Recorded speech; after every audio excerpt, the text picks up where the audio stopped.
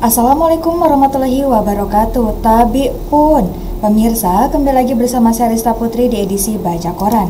Baik pemirsa, informasi terkini dilansir dari Lampung.id dengan headline: Polisi selidiki penemuan mayat tanpa kepala di Pantai Cukupan dan Tanggamus. Aparat kepolisian masih menyelidiki penemuan mayat tanpa kepala di Pantai Cukupan dan Pokon Padang Ratu, Kecamatan Limau, Tanggamus, Selasa sore 15 Juli 2025. Kasus penemuan mayat anonim ini ditangani Polsek Limau dan tim Inafis Polres Tanggamus Polda Lampung. Kapolsek Limau Ibtu Dedianto menyampaikan, saat ditemukan, kondisi tubuh mayat anonim ini sudah rusak. Tanpa kepala, pergelangan tangan kanan dan telapak kaki kanan. Kami menerima laporan penemuan mayat sekitar pukul 15.10 waktu Indonesia bagian Barat, kata Ibtu Dedianto mewakili Kapolres Tanggamus AKBP Rahmat Sujatmiko melalui keterangan Seksi Humas. Mayat korban kali ini pertama ditemukan oleh Jamal 50 tahun, nelayan warga Pokon Ketapang, Kecamatan Limau. Ia kemudian memberitahu rekannya, Rohim 60 tahun, diteruskan kepada warga lain dan aparat Pokon serta Polsek Limau. Ibtu Dedianto menuturkan saat ditemukan, korban mengenakan kaos lengan panjang warna orange dan jaket merah polos serta celana pendek kotak-kotak warna merah. Kami mendatangi lokasi penemuan mayat dan melakukan olah TKP, termasuk meminta keterangan saksi, memasang garis polisi, serta mengevakuasi jenazah korban, urainya. Mayat anonim tersebut kemudian dibawa ke RSUD Batinmangunan Kota Agung untuk pemeriksaan awal. Baik pemirsa, terbalik informasi selanjutnya dilansir dari Tanggamus.id dengan headline: 2 oknum siswi di Tanggamus terlibat pencurian emas ratusan juta, ini perannya. MR alias Pemas 22 tahun, warga Kelurahan Kuripan, Kecamatan Kota Agung, diamankan Satuan Riset Kriminal Polres Tanggamus. Selain berhasil membekuk MR yang merupakan residivis, juga turut diamankan 2 orang penada berinisial HI, warga Kelurahan Padang Masar, Kota Agung. Lalu, RA 20 tahun, warga Dusun Badak Bangun, Pokon Padang Ratu, Kecamatan Limau, Kabupaten Tanggamus, serta 2 remaja perempuan inisial AN 18 tahun dan DY 17 tahun, pelajar SLTA warga Kecamatan Kota Agung Timur, Kabupaten Tanggamus.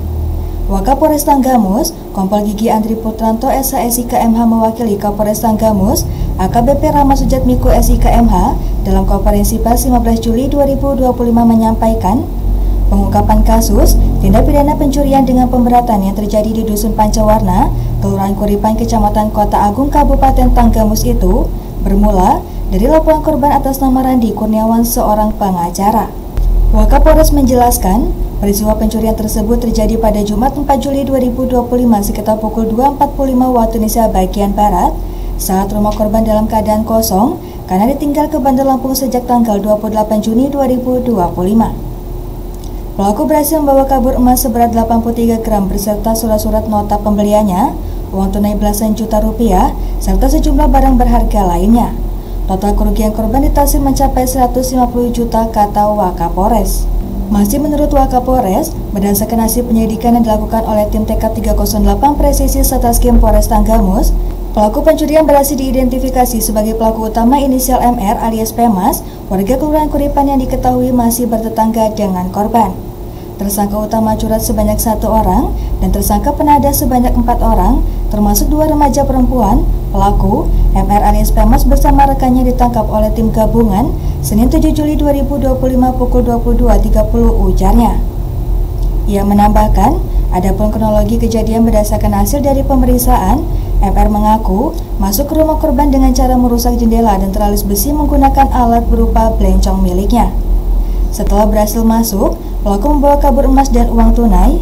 Emas hasil curian tersebut kemudian dijual dengan bantuan RA dan HI, yang selanjutnya HI melibatkan 2 perempuan, AN dan DY, yang turut menjualkan emas tersebut.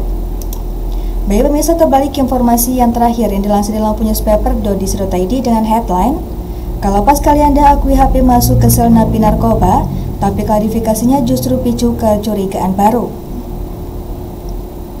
Dari Lampung Selatan melaporkan, Kepala Lembaga Pemasyarakatan Kelas 2A Kalianda, Beni Nur Rahman, akhirnya angkat suara setelah mencuatnya informasi soal penggunaan handphone secara bebas oleh narapidana di dalam sel. Namun, alih-alih menjawab secara tegas dan bertanggung jawab, klarifikasi yang disampaikan justru memperkuat dugaan lemahnya pengawasan hingga adanya pembiaran sistemik di dalam lapas. Beni membenarkan bahwa pihaknya menemukan satu unit HP Samsung di kamar Tony Kurniawan, seorang napi kasus narkoba yang sedang menjalani hukuman 12 tahun 6 bulan.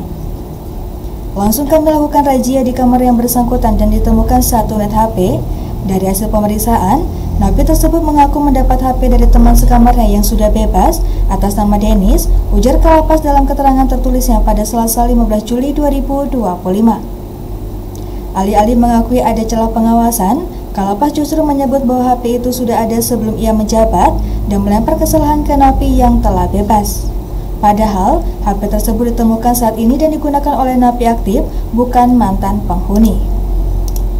Baik pemirsa, demikian edisi Bacokan ini. Sampai jumpa di edisi Bacokan selanjutnya. Saya Rista Putri pamit undur diri. Wassalamualaikum warahmatullahi wabarakatuh.